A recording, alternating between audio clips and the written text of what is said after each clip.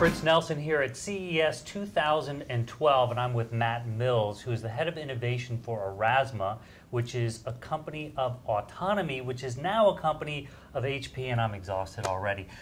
Tell me about Aurasma. What do you guys do? So Aurasma is a new augmented reality platform, which is based on the incredible technology that autonomy has created that enables you to see and understand the world around you. So for the first time, what we're able to do with Aurasma is build up a huge catalogue of images, objects, buildings, things that exist in the real world, and then be able to put digital content on top of them. Where does this catalog come from?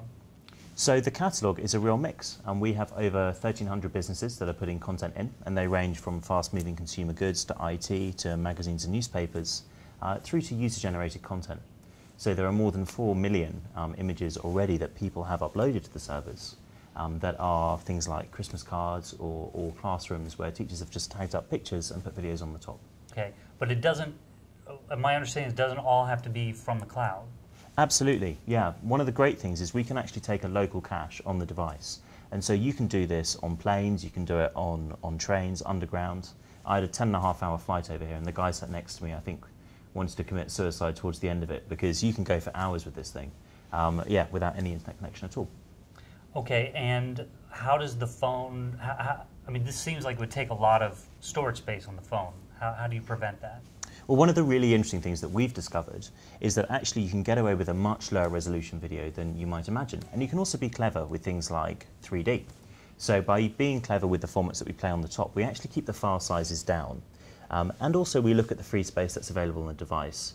Now, if there's not a lot of free space, but you're really interested in certain channels, then we might keep that content stored locally, but everything else we then get from the servers and pull it down from the cloud. Okay, well, let's take a look at the software on the phone and, sure. and see what it looks like here. So you've got an iPhone here. Yep. And there's the Aurasma app. Yep. Looks like a video window.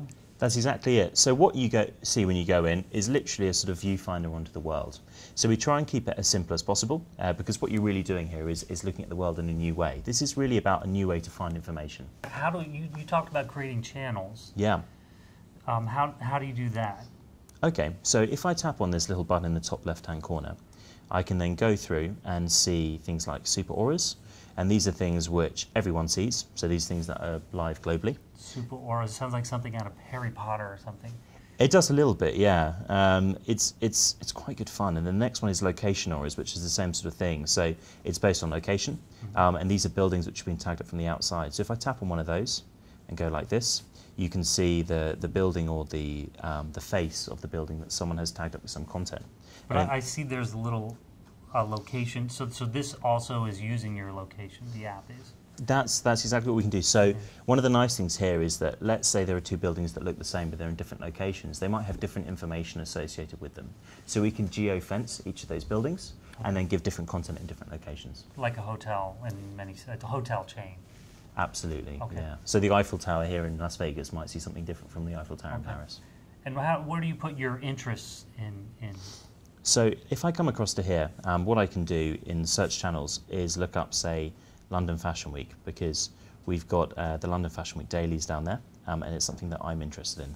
So I search for, say, London Fashion, and you can see there is the channel, and you can see some of the content that's inside it. Now, I've already subscribed to this one, but if I hadn't, I could tap here to then subscribe to that channel. Did they recommend this outfit you have on today? I only wear one outfit, so yes, they did. Okay. And you can see also here, based on the things that I'm interested in, which is film characters and so forth, it's recommended some channels that I might like. Great. Okay, so let's see it in action. We got a few little fun demos here. So as I started with London Fashion Week just there, and what I'll do is I'll show you the front cover of one of their daily magazines. You pointed it like this, and then you can see an exclusive interview from Henry Holland on the front cover.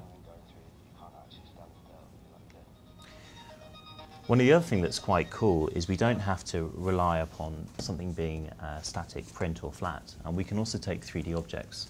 So you take something like this bottle of Lucozade, and they've put a special message in from the artist Tiny Temper. So when you point at it, hey, what's going on? It's Tiny Temper here. I hope you guys like my bottle. Go online right now to see how I made it.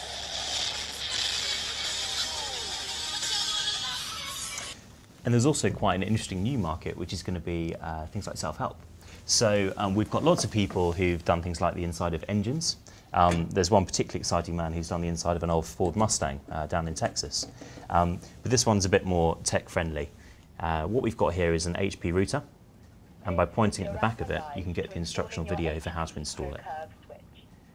Insert the yellow Cat5 cable into the port on the left-hand side until the tab on Is this the one that the guy on the plane wanted to commit suicide over? No, I think it was the London Fashion Week back catalogue. Congratulations, you are now set up. Great. All right, so that was pretty cool looking, but what are some of the more practical applications of this technology? Sure, so there are lots of practical applications, and one of the key things to remember about this is it's a fundamental shift in the way that we get information. So even if you take something like the enterprise, you've got a whole new way to get information in that environment. Now, we've shown you the router example, so you can point at things like routers or industrial equipment and then find out instructions on how to use it. But it can also work with things like white papers or even presentations and pitch documents that you send out to people. You can put additional information on literally anything. The other thing we can do is get really clever with the overlays that we put on top of the things, and we can change them regularly.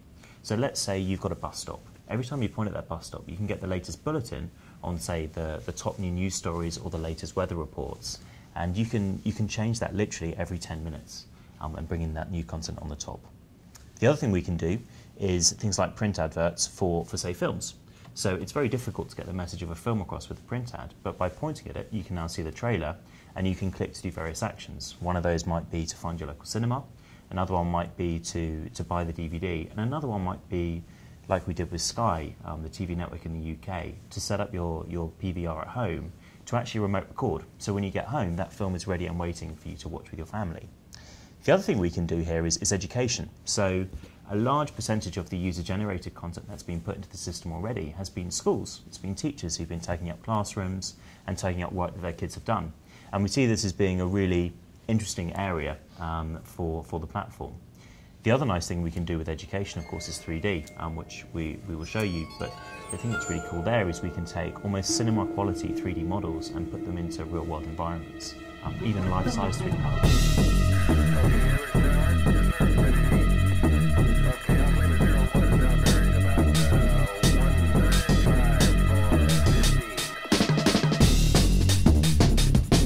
Great, that's great. So this is a free iPhone app, right? Absolutely, and iPad and Android. And Android now, too. Yep. Any other platform plans? So WebOS, maybe? Who knows? We'll see what the year's like. Okay, great. Matt, thank you so much. Real pleasure. Thank you.